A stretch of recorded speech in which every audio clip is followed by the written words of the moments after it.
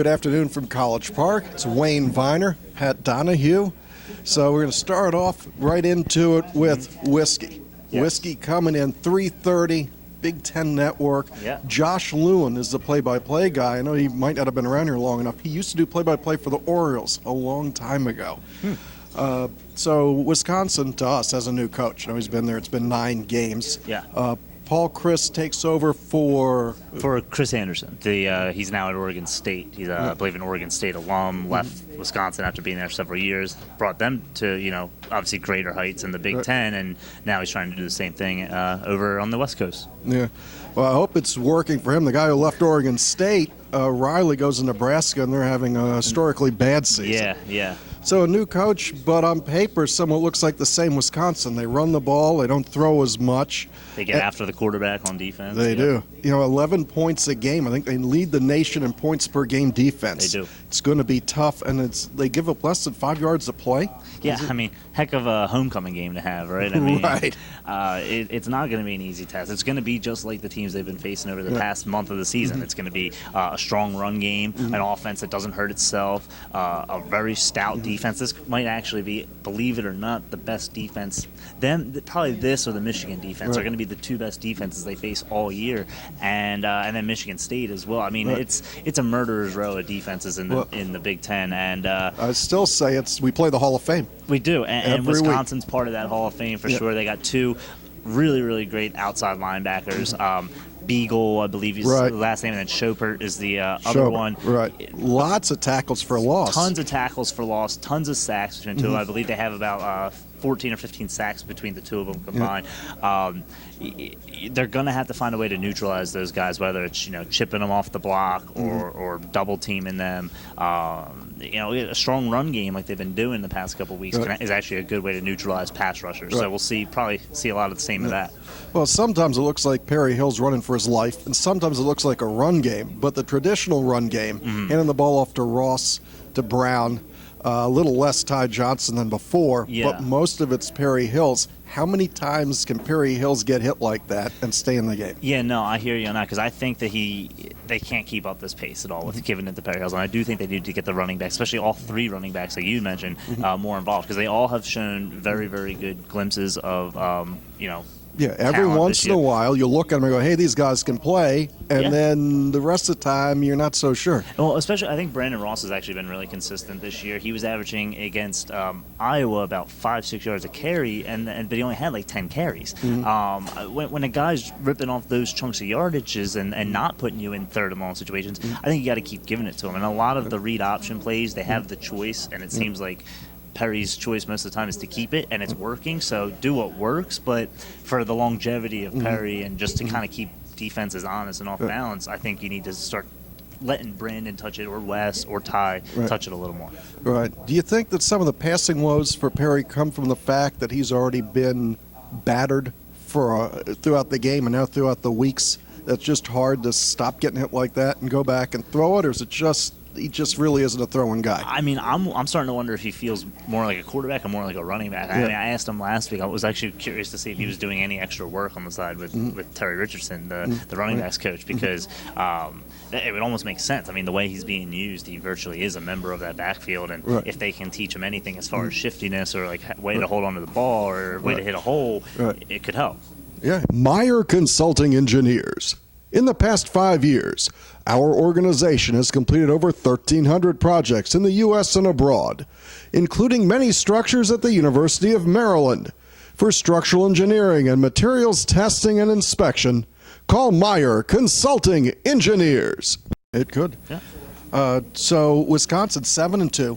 They lose to Alabama on opening night. They lose 10-6 to Iowa. They're ranked 26th. Yeah. I think they're underrated. I do too. Everyone saw that Week 1 game against Alabama, and Alabama's looking like one of the best teams in the country. So I wouldn't I wouldn't put too much stock into that. And then, like you said, played very, very well in a close loss to Iowa, who's clearly a very good team. And then they've just been beating teams down. Other than that, so and like you said, it's been with a tough defense and an offense that is just stable. Good. It's stable. It's stable enough. Unspectacular, stable. They have a really good receiver, and they have Erickson, and then they have their running back Clement coming back. He came back last week, rushed for 115 yards and 3 touchdowns. So. It's not a bad comeback game. No, and the guy that a all. lot of us, when Wisconsin used to be on national TV a lot, saw a guy named Tanner McAvoy as the quarterback. He's now the starting wide receiver. Joel Stave still in as the quarterback. After Maryland, which all accounts probably make them 8-2, Northwestern, and then Minnesota. And Minnesota, after losing their coach, isn't quite the Minnesota you remember from earlier in the season. Yeah. Last year, Wisconsin was 11-3 and won their bowl game against Auburn. This year, it looks like you could end up 10-2 going to a bowl game. Very well could. I mean, and Northwestern's not the same team that I think many of us saw in the beginning of the year. So, I think that's a very realistic. I mean, I'm not willing to write the Terps off yet. Homecoming, crazier things have happened, but it's going to take a lot for the Terps absolutely to pull off rooting this upset. for the Terps. And when the kids asked me on Saturday morning, are we going to win? I'm going to say, we're winning today. Absolutely. We're winning today. Some homecoming miracle. Right. On the Maryland side, Loxley said something close to, now we have everyone playing, and he said it with great energy. Explain what that quote meant.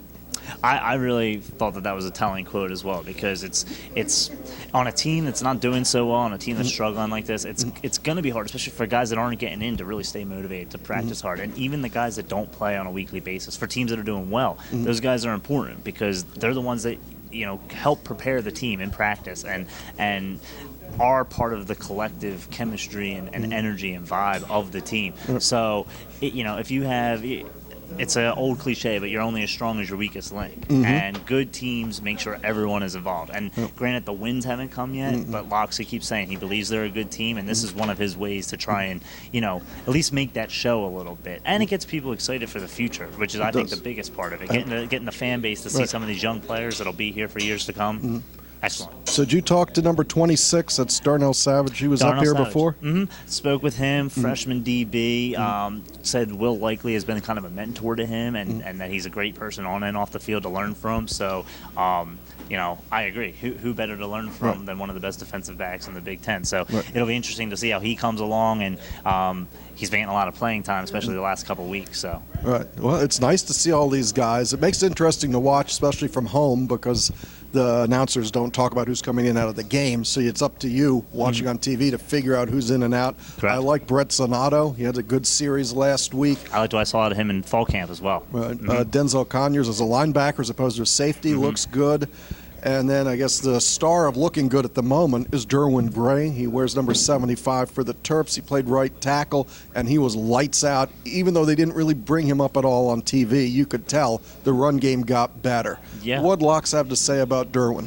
Well, he likes Derwin a lot, obviously. And even Evan Mulrooney was even more complimentary of Derwin, just saying he's got one of the hardest blocking punches that he's ever seen, and that he's just basically a physical specimen. And that's Loxley clearly sees the same thing. Loxley's been very pleased with how he's been able to come in. I'm sure he's kind of hoping that him and Prince can get on the field at the same time eventually, as opposed to having to spell each other. I think everybody is. I think everyone is excited to see that. And like you said, Gray came in last week, and just clearly his physical presence was seen and felt, and the offense seemed to move a little better after he came into the game. So there's Maurice Shelton, who wears number 79, has been rotating in at guard. Yep. You got Prince, number 58. You got Gray, number 75. All of them look like much larger physical specimens than the guys they're replacing.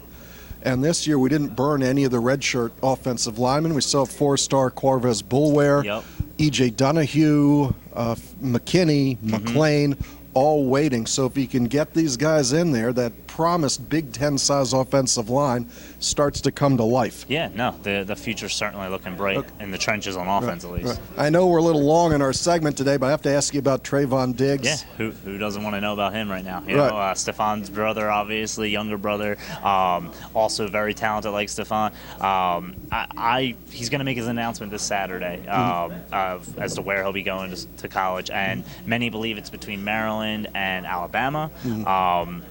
I personally have a pretty good feeling that it's going to be Maryland. Yeah. I just from day one, I know him and Dwayne Haskins, our 2016 quarterback commit, are extremely close. He's also extremely close with a lot of the other guys that have committed already. So you got your Lolo Harrison. Harrison, Tino Ellis. Yeah, I know he's. They're all friends. They all are very much into this, DMV, the movement. I can't say it for sure. I don't know. Alabama's a very intriguing program. Really? I know. Really? I mean, When we go up and recruit these guys, it's Ohio State. We're going against Alabama, and we get our fair share, which is the amazing part to me. And that's that's something to be proud of in and of itself. The fact that we're right there with a school like Alabama in recruiting. If we can get Diggs away, if we can keep him at home, that would be a big get for this program. And if nothing else, for just morale around the state, probably draw in some other recruits as well. In closing, watching Loxley, the energy's there. He seems like I can understand why all the recruits like him.